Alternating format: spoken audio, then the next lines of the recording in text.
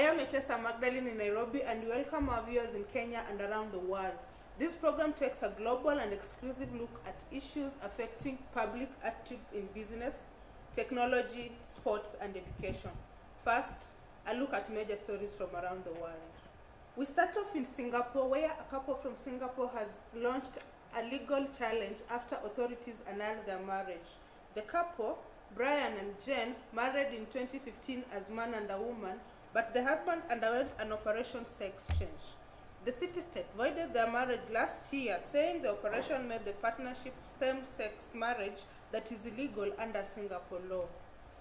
Moving on swiftly to Taiwan, the former president of Taiwan, President Ma Ying-jeou, has been sentenced to 4 months in prison on charges of leaking classified information. The charges against the former president arose from a 2013 lawsuit brought by a Democratic Progressive Party lawmaker, Karma Yen-ching, who accused the president of leaking information from a wiretapped conversation. Moving on to our top story, China has increased tariffs by up to 25% on 128 US products, from frozen pork and wine to certain fruits and nuts. This has escalated as spat between the world's biggest economies in response to US duties on imports of aluminium and steel. We are going to take a closer look at the trade tension. Even though China and US have not publicly said they are in a trade war, the sparks of such a war have already started to be felt in Kenya and the rest of East Africa markets. You can share your opinions through my Twitter handle at Echesa M and my Facebook page, Echesa Magdaline. Andrew Neil on Twitter is raising his fears on the trade tension. He says, policymakers better work out something before the trade catastrophe is felt. We are now joined with our correspondent Joyce with more insights on the trade tension story. Trade tensions between the US and China have broad economic implications that go beyond bilateral trade.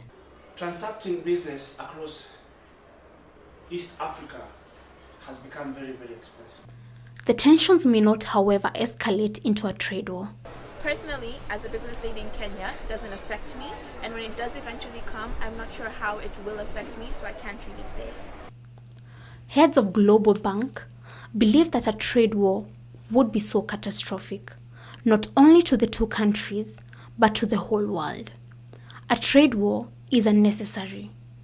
The policymakers in Beijing and Washington should work together towards a mutual gain plan. Kenya stands to be affected negatively with a trade war between US and China. This is because Kenya carries out business directly with the two countries. Joyce, if you can hear me, I understand you have been traversing the East Africa markets. From your general observation, what would you say? Is the tension between US and China already being felt on the ground? Thank you so much, Echesa. From a general point of view, what I can manage to say is that the effect has really not been felt by the local monarchy, the small businesses. It's only the corporate world and the big firms out there that have managed to feel the impact so far. But generally speaking, the people out here are not affected. And on Facebook saying, I'm just a mitumba seller, surely. Will I really be affected with this tension? To answer Anne's question, and so many people out there wondering how the tension between US and China will affect them, I'm joined by a group of panelists to discuss this topic in detail. Joining us first on stage is Victor Nzoveri, who is a business person operating between Nairobi and Beijing, China. You're welcome. Next, we have Moses Ochieng, a part-time student at Daystar University and also a business person dealing with imports and exports of electricals. And last, we have Kevin Otieno, a journalist passionate about matters trade. Moses, we'll start with you. What is the impact of trade tension to East Africa? Definitely, it's going to lead to increased trade tariffs, given the fact that America and China are actually the world's biggest economies. And so that follows that they set the standards. Whatever happens to America, whatever happens to China must trickle down to other parts of the world. Before you go any further, maybe we come to Kevin, who will give us a general perspective of how the tension is going to affect the world economy at large. Well, we must be in a position to understand that the economy is going to be really hurt because look at the GDP, because that's where it begins. The GDP actually determines who is powerful, and again here you look at the blocks.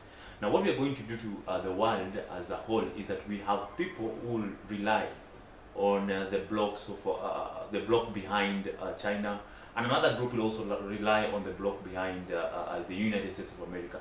So what we're going to probably experience is a small, not really a world war, but a small trade world war with other countries aligning themselves behind two different countries. Now what does this mean? It means that even if China was my friend at one point, and I love United States of America and I feel like I want to trade with the United States of America, and having in mind the difference between the tactics and the kind of trade they have.